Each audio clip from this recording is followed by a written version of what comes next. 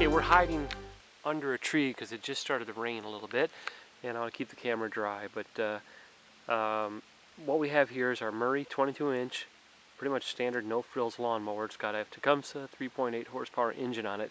And it hasn't run for a couple of years. It's been sitting in one of the garages. So I tried to start it 10, 15, 20 pulls, put in some new gas, no joy.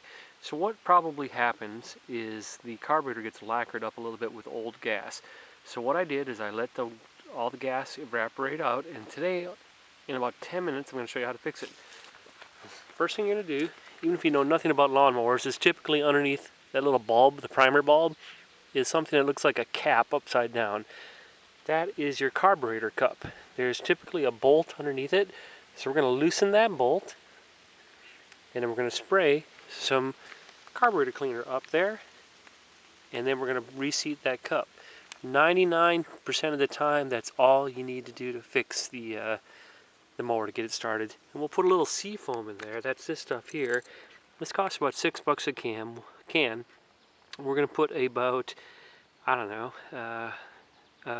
eighth of a cup, quarter cup in a full tank of gas, and that'll help clean out the rest of the scaling and deposits on there. So I just have my ratchet set to get at the bolt, which I know is underneath there.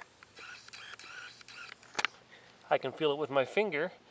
We'll loosen that, and I suspect that the gasket is bad. So yesterday I went to our local lawnmower supply company, told them the engine number on there. Each engine has a serial number, and they sold me a new gasket that looks about the right size, and this cost me $1.31. So I had the cleaner in the garage already. I had the tools. This is going to cost me $1.31 to get running.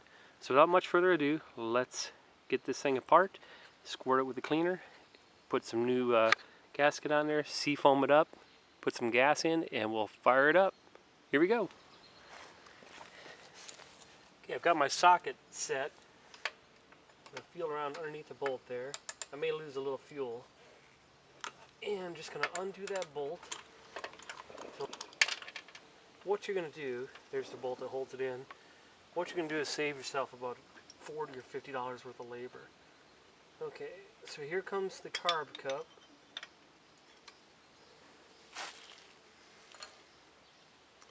That's it.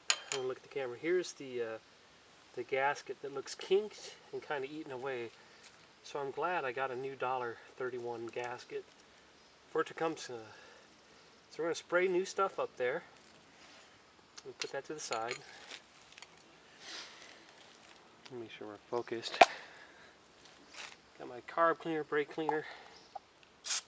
My carb cleaner is actually over at my daughter's house. I was working on her mower. Spray that up there. Spray a little bit in this bolt that holds the cup in there.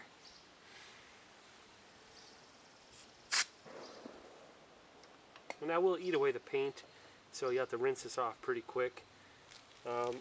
Now, that looks pretty good. I'm going to spray this out to get the residue off the old cup, the old gasket residue, and I'll wipe it off with a paper towel. Let me go grab that.